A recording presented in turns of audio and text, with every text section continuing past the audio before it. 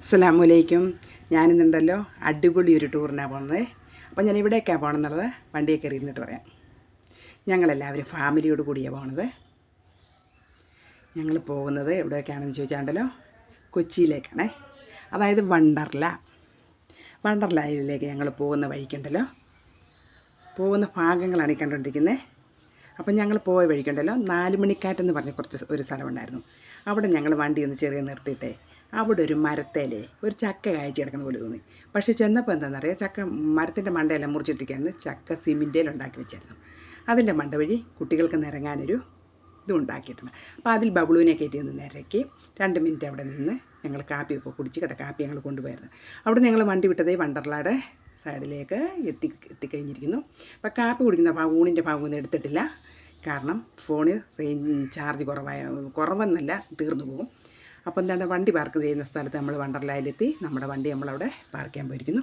അവിടെ നിന്ന് നമ്മളിവിടെ ചെന്ന് ടിക്കറ്റൊക്കെ എടുത്തതിന് ശേഷം എല്ലാവരും പല വഴിക്കായി പോയി അവിടുത്തെ വസ്ത്രവും ആണ് ഇട്ടിരിക്കുന്നത്. കാരണം നമ്മുടെ കോട്ടൻ്റെ ചുരിദാറോ സാരിയോ അതെ ഞാനാണ് പോകുന്നത്.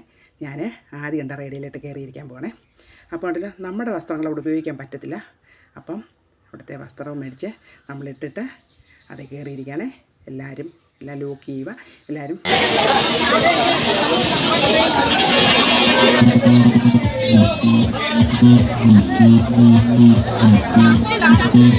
നമ്മളെ കയറുമെങ്കിൽ പിടിച്ചാൽ മതിയായിരുന്നു.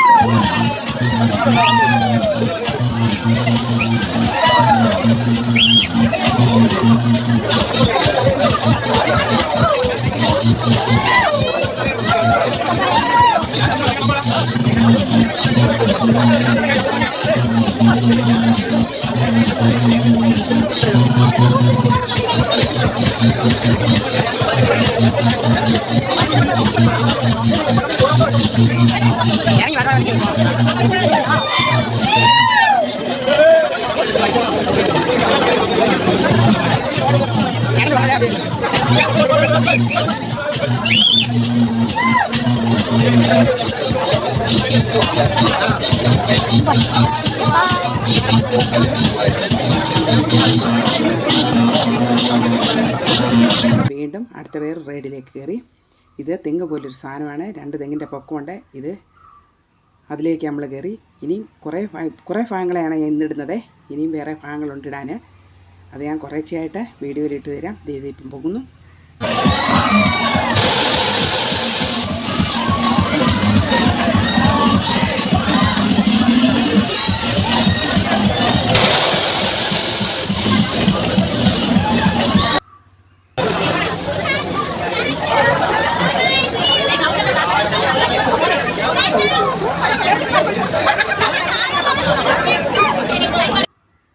അപ്പോൾ അതിൽ നിന്ന് നമ്മൾ ഇറങ്ങി വേറൊരെണ്ണത്തെ കയറി.